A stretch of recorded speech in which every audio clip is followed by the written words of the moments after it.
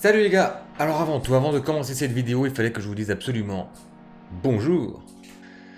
Si je vous fais cette vidéo aujourd'hui, c'est pour vous indiquer à peu près quelles pourraient être les dates de sortie de la PS5. C'est une estimation bien sûr, ne vous attendez pas à avoir la date exacte puisque la date officielle n'a encore pas fuité. Donc voilà, c'est juste pour faire une estimation un peu et se donner une idée de quand elle pourrait sortir. Tout d'abord, ce qu'il faut savoir, c'est que la sortie de la PS2, on remonte jusqu'à la PS2, attention, qui était sortie le 4 mars 2000, mais au Japon. Elle est arrivée en Europe seulement le 30 novembre. Donc vous imaginez des mois et des mois plus tard. Donc le 4 mars, c'était au Japon. Ensuite, 26 octobre, donc pareil, déjà encore des mois plus tard en Amérique du Nord. Et encore un mois après en Europe. En Europe, on est quasiment toujours les derniers à avoir les consoles. Voilà, maintenant on va regarder la date de sortie de la PS3. La PS3, c'était le 11 novembre 2006, mais là encore au Japon. Et le 17 novembre, donc quelques jours après, en Amérique du Nord, mais par contre en Europe, le 23 mars 2007. Donc encore des mois et des mois après, 4 à 5 mois en général, c'est ça, on a toujours 4 à 5 mois de décalage avec le Japon au niveau des sorties des consoles. Et la PS4, elle est sortie le 15 novembre aux États-Unis et au Canada. Bizarrement, c'est pas eux, c'était pas le Japon qui l'ont eu en premier. Et le 29 novembre en Europe.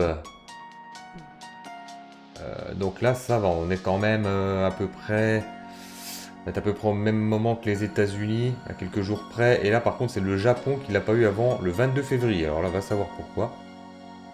Entre les dates de sortie, il y a eu un énorme décalage entre la PS2 et la PS3. Le Japon l'a eu en premier, nous on l'a eu plusieurs mois après.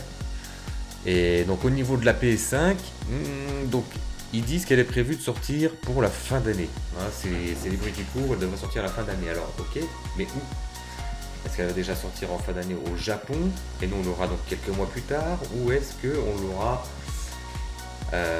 comme elle a fait avec la PS4, hein, elle sortira déjà aux États-Unis et puis quelques jours après on l'aura en Europe. En tout cas, il y a très peu de chances qu'en Europe on soit les premiers à avoir la PS5. Donc elle sortira déjà, à mon avis, aux États-Unis ou au Japon avant nous. Pour faire une estimation de la date, moi je pense qu'on serait sur du mois de novembre, un peu comme ils ont fait pour la PS4.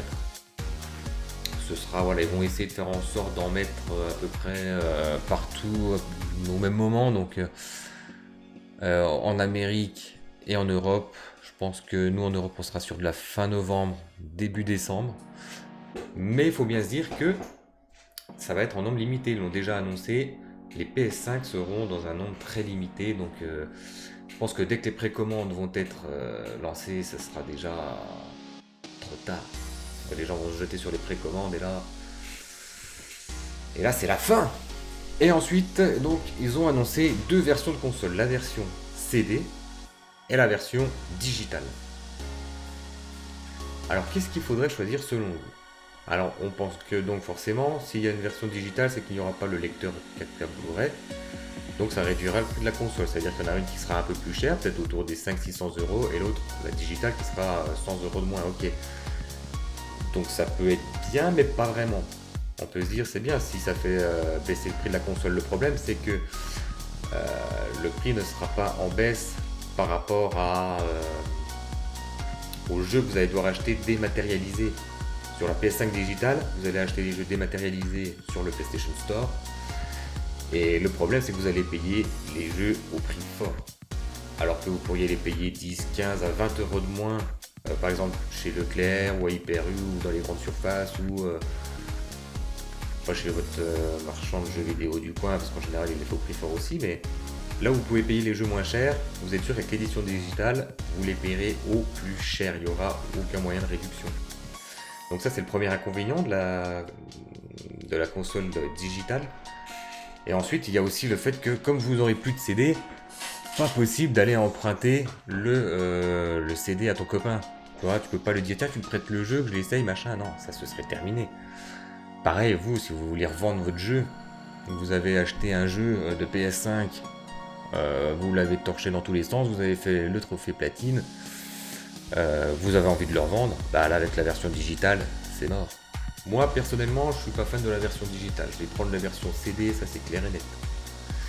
Parce que si besoin de revendre des jeux, ou alors de les prêter, ou autre, pour moi l'édition digitale, surtout qu'on ne sait pas encore vraiment quelle sera la capacité, euh, des consoles PS5, sachant que sur la PS4 Pro, comme celle que j'ai, on a 1 Tera, c'est déjà très limite, tu peux pas mettre un grand nombre de jeux, toi tu peux pas switcher entre 6 ou 7 jeux, voilà, te dire tiens aujourd'hui je vais jouer à celui-là, demain celui-là, puis après un coup à celui-là.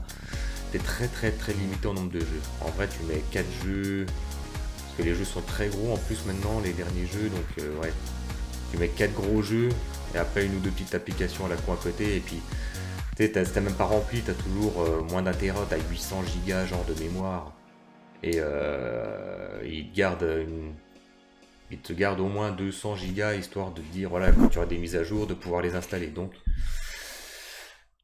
voilà, avec la digitale, même si elle fait 2 Tera admettons, ouais tu vas mettre 8 jeux, bon tu vas me dire c'est suffisant, tu vas pas tourner entre 8 jeux normalement, mais même pour moi ce sera la version CD. Et vous, dites-moi dans l'espace commentaire quelle version vous préféreriez. Est-ce que vous allez plus vous diriger vers une version digitale ou une version CD? Voilà, bah dites-moi, qu'est-ce que vous en pensez? J'attends vos commentaires dans la vidéo. Et en attendant, portez-vous bien et on se retrouve bientôt. Ciao!